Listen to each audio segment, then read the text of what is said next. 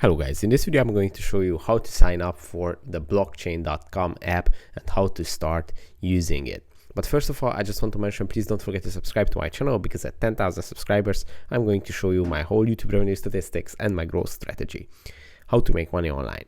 So let's jump into it. When you open up the blockchain app, after you downloaded it, it's going to open this opening page where you can see some information about the app. You can instantly buy, sell, and swap cryptos on the app with your Visa or MasterCard cards connected. You can earn rewards on your crypto, as you can see.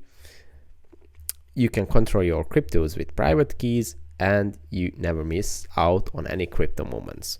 So if you already have an account, you just have to tap on the login, or you can start creating an account where you have to add your email address, your new password, you have to add your country, and then it's going to ask for some private informations, and your account is going to be live. Then you have to add a bank card, a credit or a debit card, so you can fund your account on blockchain, and then you can start investing.